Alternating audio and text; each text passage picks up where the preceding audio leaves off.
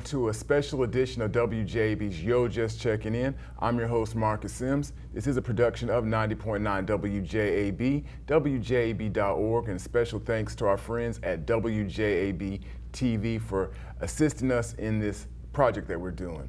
Of course, May is Mental Health Awareness Month, and so this show that we're doing right now is dedicated to the mind, developing the mind and healthy mind with all the stuff that's going on right now. So we're going to address mental health on this edition of 90.9 WJAB's Yo Just Checking In. Our special guest is Ms. Carlquista Slay. She is the Assistant Director of Mental Health Services here on the campus of Alabama A&M. Did I get the title right? You did get the title right. I got the title right, okay. Thank you. All right, well thank you so much for joining us on the show. And it's a pleasure being here with you. I always like to ask our guests when they join me, whether on radio or on this recorded TV format, tell us a little bit about yourself, your origin story, and also tell us a little bit about the position that you have here on the Hill. Okay.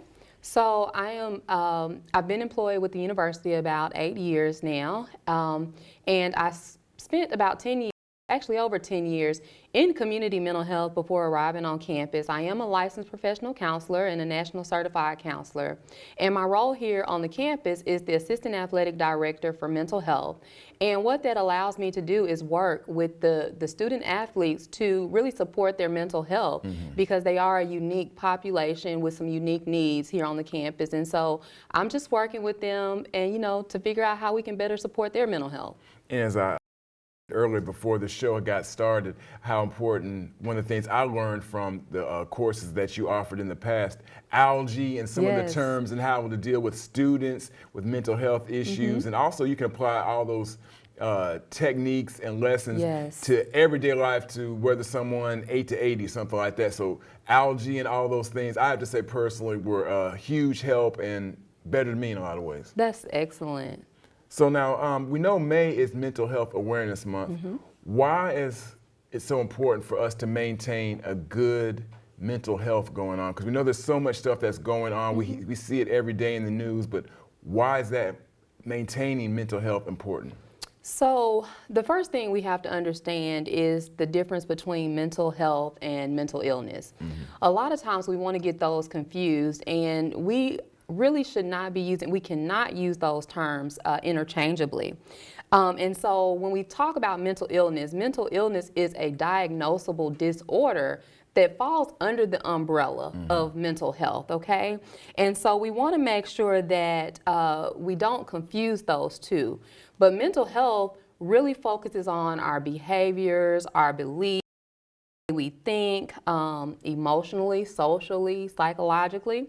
And so it's important to protect our mental health and really frequently monitor our mental health, because it yields overall wellness.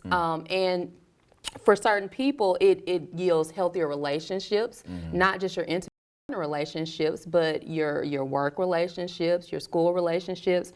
Also, it improves motivation, your ability to cope, and again, just have an overall better quality of life.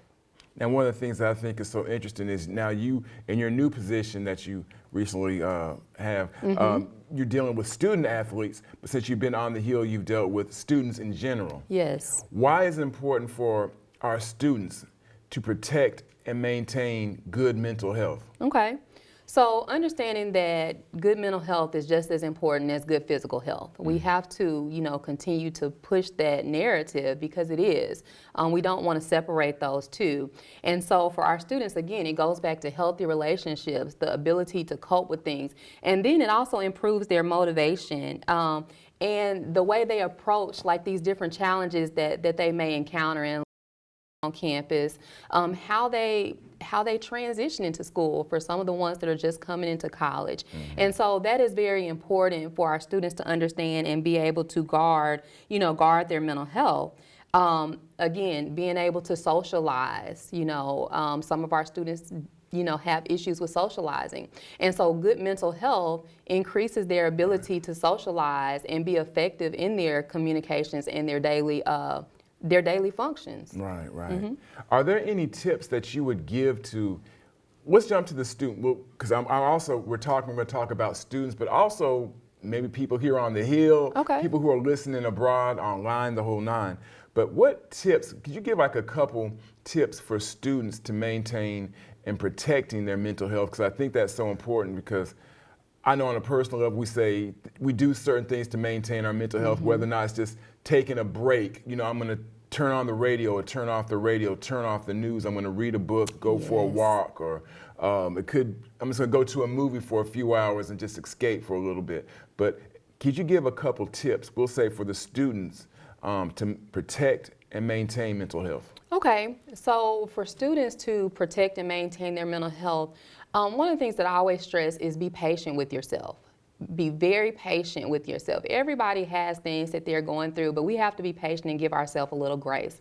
Another thing, take a break if necessary. A lot of times our students are overwhelmed with going to class, you know, they're trying to socialize and do all those things. And a lot of times they forget to take breaks. They forget to rest, so getting enough sleep.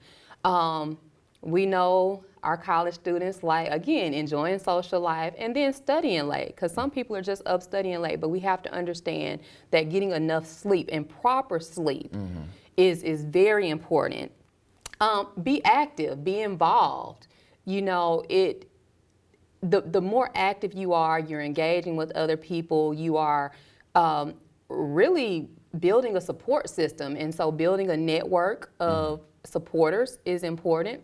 And then seeking help when necessary. You know, if you are struggling with some type of mental health concerns, if you have questions about mental health concerns, definitely seek out some help, whether it is, you know, from a professional, or you reach out to your professor, advisor, or somebody that is willing to listen to you and point you in the right direction to get you the assistance that you need.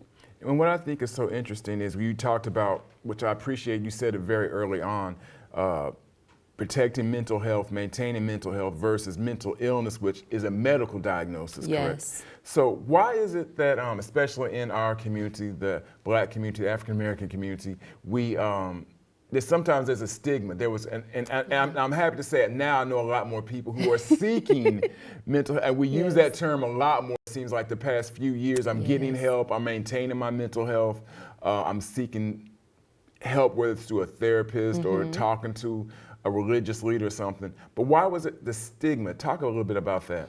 Okay. Well, the beautiful thing about this generation, and let me say this, is that they are more open. They are not as embarrassed to share those things that make them human. And so we know that there is a lot of stigma surrounding mental illness, but not only in the Black community. We know that it is more present in the communities where there are people of color. But we have to look back to, you know, our history. And historically, people with mental illness have been degraded, they have been mocked, they have been isolated, they have been confined. And so those things are all hardwired into how we navigate today.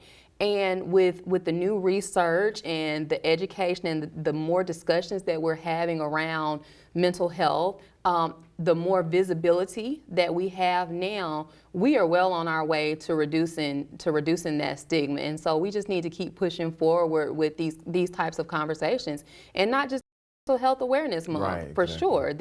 Mental health is year-round. It's 365 days, and so we want to continue with these discussions. So I appreciate you putting this together, because these conversations are so important. Thank you. And I guess one of the, kind of a last-minute question I threw on there, but you can handle it. I know you can. Of course. How now, when COVID came 2-3 years ago, our world obviously changed. There was a lot of isolation. Family members couldn't see each other. Friends couldn't see each other. There was a lot of change here on the campus, on every college campus, high school, you name it. There was so much change that was going on. I tell folks that it changed a lot. It rewired a lot of ways, I think, and I'm still trying to deal with it, because it was really weird obviously real awkward for quite a while. How, from what you've seen, has COVID affected students? How did the COVID experience affect students here on the Hill? So definitely there was an impact with COVID, for sure. And we're trying to move past that, but unfortunately we may not fully recover to this pre-COVID place. You know, this is the the new society post-COVID. Right. We're in a post-COVID world. And so there was that fear of the unknown. A lot of people lost family members, and so grief-stricken across the country, you know, not understanding if this was going to have a long-term effect on me. Is COVID going to kill me? You know, and those were some of the questions. And then we put all that fear and anxiety in isolation because we have to separate, right? We have to socially distance. And so now I'm forced to be in a space, not being active with my thoughts of what's going to happen, the what if, the unknown. And so it is very difficult for social individuals, and you come to college and socializing and a social life is a part of the experience. So COVID kind of took that away from them to a certain extent. And even now that we're opening back up to this sense of normalcy, it's still in the back of our heads. You know, we're not wearing masks anymore, we're getting in large gatherings, but the fact still remains, we're thinking about it now. Yes. We're thinking about it and the long-term effects. And we know that we've heard about long COVID. So we know that some people are actually still suffering from having COVID, whether it was a single, you know, experience or they had it multiple times. And so some of the symptoms of that long COVID are psychiatric issues. It has affected people's memory. It has affected their ability to cope. It has increased anxiety. And so those things are plaguing our students now. And so we just want to encourage them to, you know, acknowledge the fact that this is not a pre-COVID world and figure out how we can continue to move forward on this path that we are and get the support that they need. That's amazing you're saying that, because what you just said, I'm thinking those are a few symptoms that I'm dealing with, have dealt with, and dealing with COVID as a psychological type thing. If someone coughs now, you instantly start looking around and you start looking for a mask or some hand sanitizer. And, unfortunately, and it could be sinuses, it could be anything, but we start thinking like that. So the psychological ramifications of COVID. This is a special presentation of Yo Just Checking In, 90.9 WJAB, also WJAB-TV. And May is Mental Health Awareness Month.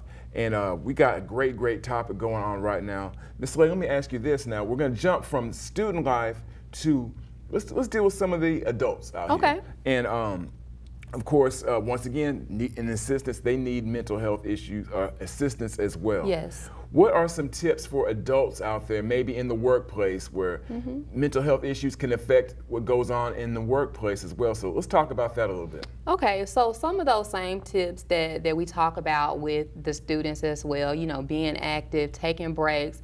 A lot of times we think about like office work, and people get stuck in that office. They're sitting in front of a computer. They're not really moving around a whole lot.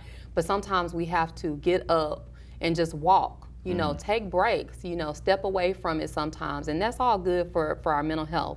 We also want to be able to communicate those things. We want to be able to have effective communication skills, not only amongst our co-workers, but our supervisors, you know, being able to communicate your needs, not comparing yourself to others. We tend to do that a lot in the workforce, and so making sure that we are not comparing ourselves to others, and not just the workforce, this is in general, because students can, you know, use this too. But another way that we can cope is to focus on our strengths, the things that we're really good at, and kind of foster and settle in that and work on those things, as opposed to focusing on the things that we are not so strong at. Also, again, learning new things, you know, professional development. I know here on the campus of Alabama A&M, we're constantly talking about professional development, and those opportunities are available to us. And so we want to make sure that we are taking advantage of those opportunities that are provided to us to learn different things. Locally, with well, let's talk with the campus first. If there's a student, or maybe if there's a faculty staff member that's dealing with maybe a mental health issue, want to protect their mental health, some tips, is there a place they can go on campus for assistance or aid in that area? Okay, yes. So for our students, and I'll kind of separate this, For our students that are enrolled in school, services are available to them through the Health and Counseling Center, and that is located here on campus. Now, for our faculty and staff, of course, if there is a crisis, we have people on campus that will respond, whether it is a student, whether it's a staff, and kind of help to support and refer if need be. But for our employees that are on campus, employee assistance programs are made available to us. If, for people that qualify for employee assistance programs, the Human Resources Department actually has that information, and so they can reach out to get the details of that. But they do make that available to us, and so that is a plus. As far as general community, that could be students, that can be A&M employees, that could be people that are listening that are not necessarily associated with the university. They do have some community organizations. The number one community organization in Huntsville is Wellstone Behavioral Health. That's located at 4040 South Memorial Parkway. The telephone number is 256-533-1970. And they do adults and children. We also have Crisis Services of North Alabama. I actually have that telephone number. The non-crisis number for Crisis Services is 256-716-4052. And the emergency crisis line, so if there is a threat of danger to self or anyone else, you can reach Crisis Services of North Alabama at 256-716-1000. And we also have the government has launched the new suicide hotline. So it's been in effect for a couple of years now, and that number is 988. So if there is danger to self or others, please, please, please make sure you reach out for help. And again, that suicide hotline number is 988. All right, so those are all the resources that we're hoping that you take advantage of if you're a student up here. Also, if you're in the community, if you're a faculty staff. So there are definitely a lot of ways if you need the help, if you need someone to lend you an ear to hear what's going on, because we all deal with it in some form. Yes. We probably deal with it on a daily basis in some forms. We all need some encouragement, mental health, positivity, the power of positivity, as I joke about around here, but we all need it. We do. We all need it, especially during these times. So we got that. So any other comments? Anything else you'd like to throw out there? Okay, so I just want to stress that mental health is really of great importance. I don't think we realize how important it is, and we want to make sure that we are protecting our mental health, and we are going to get help for our mental health just like we would if we had some type of physical issue. So that's very important. And understand that there are resources available. The list that I just gave you is a small portion of what is out there. And so you can do your research and just reach out for the help. Don't sit on it. We want to make sure that we are getting you the help that you need. So that's... And what I think is so important what you just said was because I'm thinking about how athletes, especially with the field that you're in, how athletes have kind of, we're going to pull away, we're going to step away and focus on mental health. I think of someone like Naomi Osaka, or there have been basketball players and football players who said, I'm going to step away because of my mental health. I'm going to take a season off. I'm going to take some games off. And a lot of times, unfortunately, they've been mocked or made fun of or ridiculed. But look, I salute them for that, knowing, look, I have to take a break.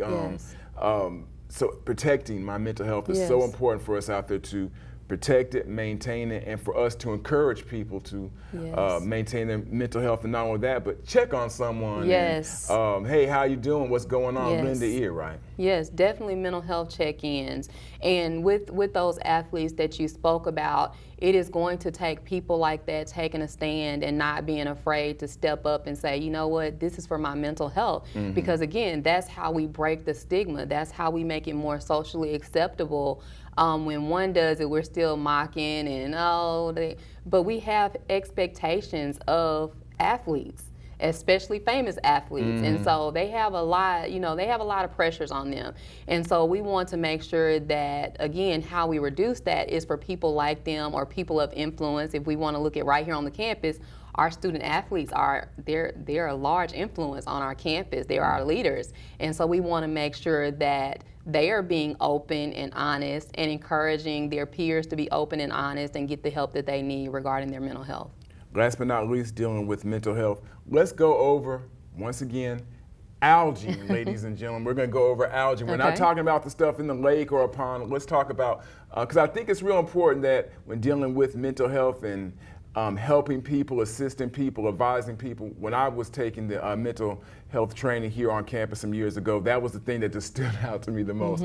So let's tell everyone out there, algae. Okay, so I'm putting Marcus on the spot, but I'm going to help him out. But I want him to start because this is, again, he went through the training, and this is one of the things that stuck with him, and I think it's very important that he remembers even years later. And so I'm going to let him start, and then I'll, if you get hung up, I'll get you. Assess. What else? Listen. Listen non-judgmentally. Listen non-judgmentally. Give. Yes, you want to give support. That E. That E that hung us up before. Encourage. So we want to encourage. Professional help. We want to encourage professional help. And then what's the last E? There's another E. Encourage again. And that is encouraging the self-help. So we want you to be able to do what you can for yourself too, but we also identify that sometimes we need the professional help. So we want to encourage the people that we encounter to get those supports, to go out and get that professional help. There is no shame in reaching out for help. We are here for you. We are here to support you, and we love you. We want to thank you so much for giving us a few moments of your time to talk about a truly important topic. Mental health. May is Mental Health Awareness Month, and we play public service announcements on the radio station WJAB, but we want to address it more now more than ever. Ms. Slay, thank you for giving us a few moments of your time. If someone wanted to reach out to you, You're is that welcome. possible? Yeah, so I can be reached via phone, 256-372-5884, or via email at carlquista.slay@aamu.edu. Awesome. Remember to maintain some great mental health. Practice those algae steps right there. And this has been a special presentation of Yo Just Checking In here on 90.9 WJAB and WJAB-TV. We want to remind everyone out there, check out WJAB-TV on YouTube as well. A lot of great presentations on the YouTube channel as well. And special thanks to Ms. LaToya Clemens and Mr. Bobby Jones for their assistance in making this happen. This has been a special edition of WJAB's Yo Just Checking In.